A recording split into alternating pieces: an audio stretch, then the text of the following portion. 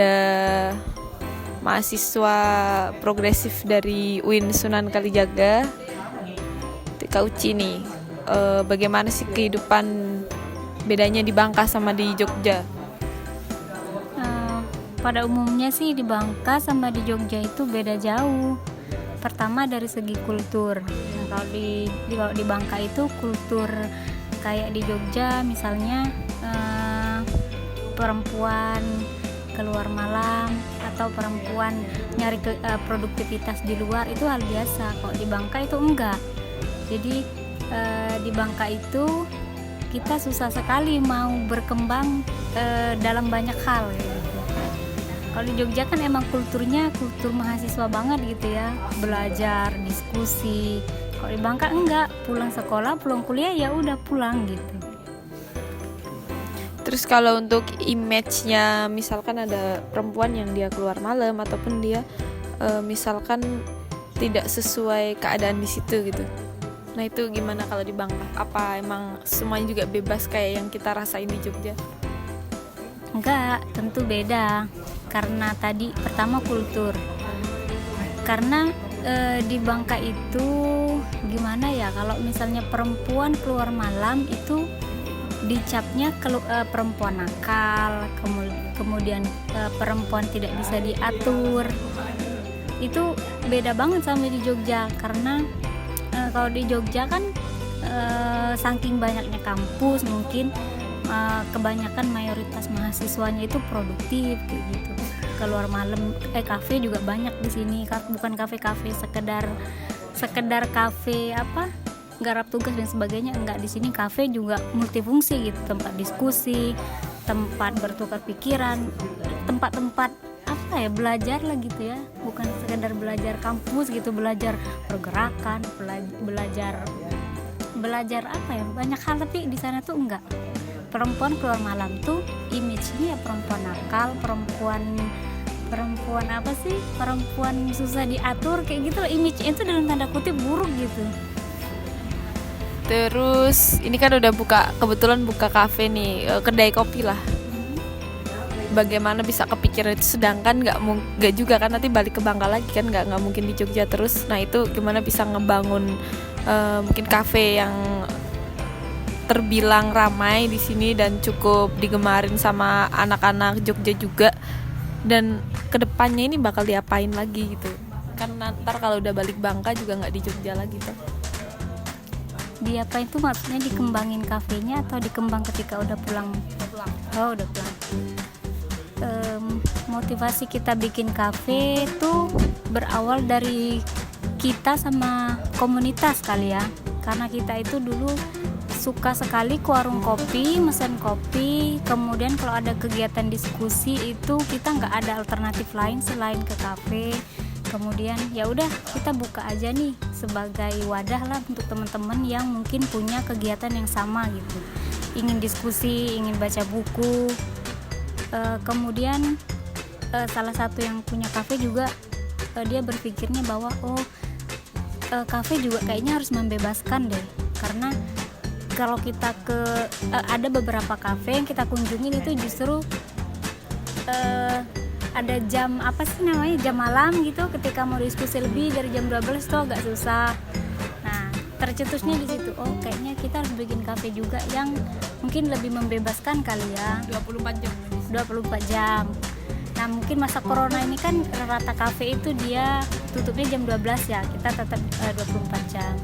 Terus untuk mengembangkan produktivitas pengunjung juga kita sediain buku kalau mungkin ada yang mau ngerjain tugas. Terus wifi gratis, itu fasilitasnya itu aja sih. Kalau bentar balik Bangka yang ngurus ini kafe siapa? Yang ngurus tetap yang punya. Jadi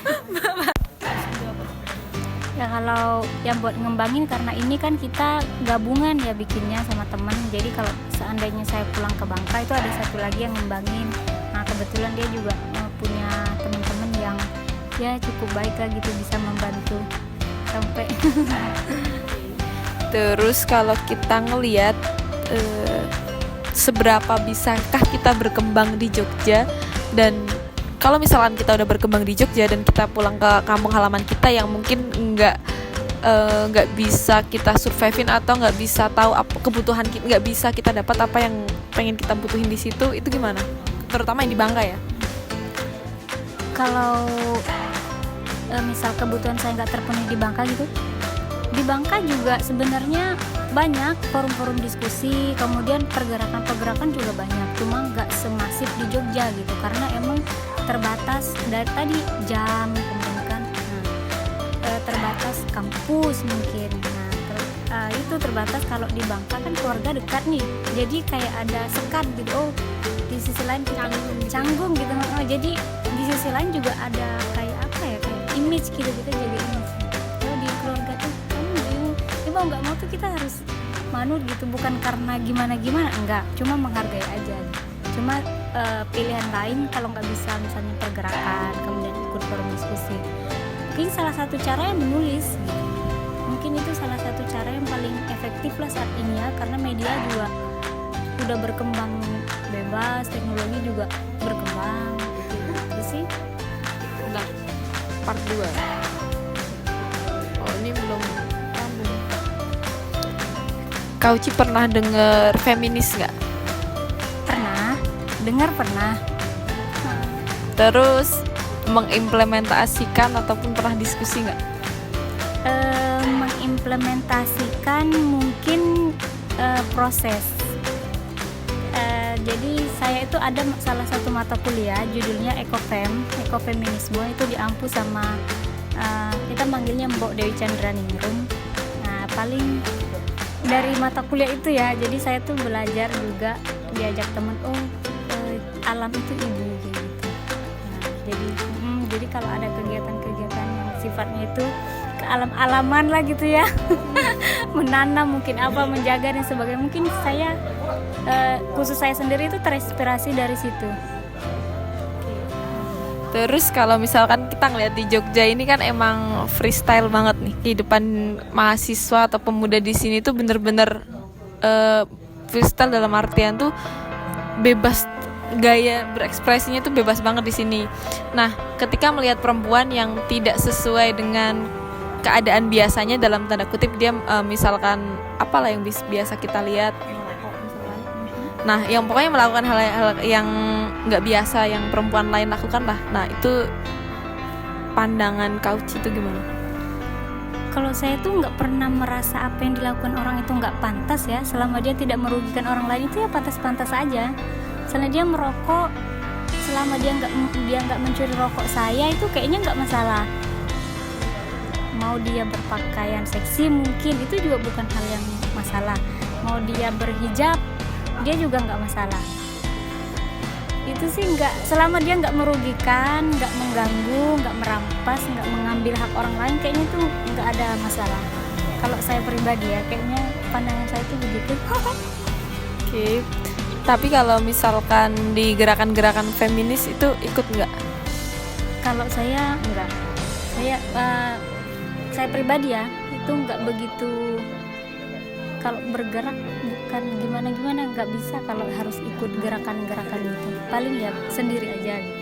Terapin di diri sendiri. Terapin diri sendiri paling. Terus aku lihat kan di Libertaria ini, di kedai ini kan banyak buku-buku nih. Nah, sejauh mata memandang kan kayaknya Kak Uci juga suka baca buku. Tapi kita ini random ya bahasanya, kita membahas seputar Jogja sama fenomena yang ada di sini. Di Jogja itu kan sempet ada razia buku-buku gitu. Itu gimana tuh? Menurut saya sih bukan hal yang tepat ya merazia buku itu. Seandainya pun kita dengarkan kayak buku-buku PKI itu dilarang ya, kemudian dibakar dan sebagainya. Menurut saya itu kalau saya pribadi, kalau misalnya seseorang melarang orang untuk baca buku karena bukunya berisi hal-hal yang tidak kita sepakati, justru sebaliknya, suruh orang itu baca buku yang tidak kamu sukain itu, baru dia bisa dia dapat sendiri ini layak atau enggak gitu. Seandainya buku itu ketika dia baca emang nggak layak sesuai yang kamu mau, nggak perlu kamu bakar, dia bakal bakar sendiri gitu, atau dia bakal tinggalin sendiri gitu. Kalau ternyata buku itu positif, karena kemudian orang yang membaca itu justru sepakat dengan isi buku, ya itu menurut saya dia punya, nggak mungkin nggak bermanfaat gitu. Suatu hal yang dia dapat dari bacaan itu mustahil nggak bermanfaat. Makanya kalau saya pribadi itu kalau misalnya baca buku, bukunya juga harus dikritisi lagi. Maksudnya kalau baca buku nggak harus plek ambil apa yang ada di buku itu bener mutlak, itu enggak. Ketika baca buku ya bukunya juga harus dikritisi gitu. Menarik. Terus ini mungkin terakhir sih, kita kan membahas Jogja, dari tadi tuh bahas Jogja dari sudut pandang yang berbeda, bukan dari sudut pandang misalkan pariwisata atau kota yang istimewa, tapi dari sudut pandang kita sebagai mahasiswa pendatang. Semacam kayak hal yang terbesit di tentang Jogja, kayak closing statement sini. Dulu sempat saya berpikir, oh kayaknya enak deh di Jogja. Jadi kayak saya tuh kayak udah di zona nyaman gitu. Tapi semakin lama saya harus melek juga dengan keadaan daerah gitu. Misalnya saya kan sempat juga tinggal di asrama gitu. Di asrama, kemudian saya lihat juga kondisi daerah. Ketika saya berada di Jogja di keadaan di zona nyaman, saya baca lagi nih berita-berita tentang daerah sendiri gitu. Misalnya di Bangka Pos, kalau kita tuh ada Bangka Pos, radar Bangka dan sebagainya. Itu ya miris, dan mungkin sebagai orang, bukan sebagai orang sih, maksudnya saya salah satu yang mungkin beruntung mengenyam pendidikan lebih tinggi, mungkin punya kewajiban satu mahasiswa yang beruntung yang bisa keluar daerah mengenyam pendidikan gitu. Saya juga nggak boleh egois gitu. Egois dalam artian saya terus di zona nyaman untuk kepentingan saya sendiri gitu. Nah di sana saya juga ada keluarga, ada masyarakat, mungkin ya ada teman yang dia butuh dalam artian butuh apa yang udah saya cerna di Jogja, itu mereka butuh mendapatkan itu juga gitu. Sharing pengalaman